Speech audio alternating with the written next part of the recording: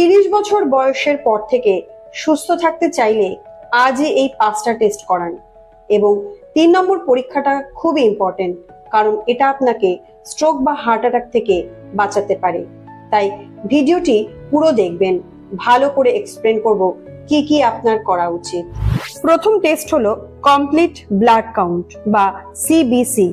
এটা আপনার বডিতে কতটা রক্ত আছে, কোনো ইনফেকশন আছে কিনা এটা বলে দেয়।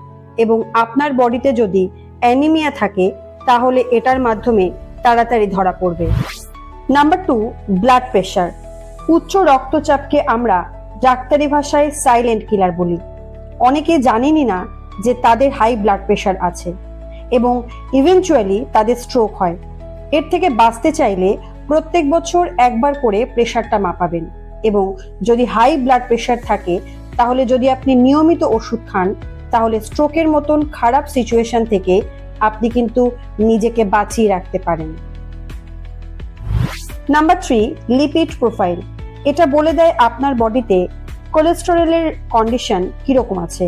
কারণ অল্প অল্প করে কোলেস্টেরল বাড়তে থাকলে আমাদের রক্তনালীর ভেতরে ব্লকেজ তৈরি হয় এবং সেখান থেকে হার্ট অ্যাটাক হওয়ার সম্ভাবনা থাকে।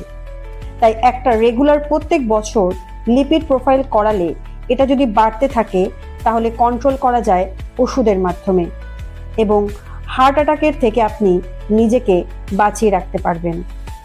Number 4, blood sugar screening. আপনার বাড়িতে যদি আপনার আগের জেনারেশনের কারোর ব্লাড সুগার থাকে তাহলে তো ডেফিনেটলি, তাছাড়াও প্রত্যেক বছর একবার করে ব্লাড সুগার টেস্ট করা, ফাস্টিং পিপি করে নেওয়া উচিত। তাহলে যদি সুগারের সমস্যা ধরা পড়ে সেটা অনেক আগেই কম ওষুধেই ট্যাকেল করে নেওয়া সম্ভব।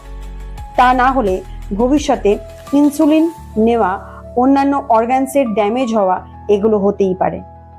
Last but not the least, kidney functioning test. আপনার বডিতে ইউরিয়া ক্রিয়েটিনিনের কিরকম অবস্থা, আপনার সোডিয়াম পটাশিয়াম কেমন আছে সেগুলো এই টেস্টটা বলে দেয়। কিডনির সমস্যা অনেক দেরিতে ধরা পড়ে, তাই আগে থেকে স্ক্রিনিং করলে আপনি বেটার ভাবে প্রস্তুতি নিতে পারবেন, যাতে ভবিষ্যতে কোনো ড্যামেজ বা ডিজিজ থাকলে আপনি সেটার মোকাবিলা করতে পারবেন। ভিডিওটি সেভ করে রাখুন এবং শেয়ার করুন প্রত্যেকটা 30 থেকে তার বেশি বয়সের মানুষের সাথে, যাতে তারা যদি এই টেস্টগুলো না করিয়ে থাকে যেন আজই করায়।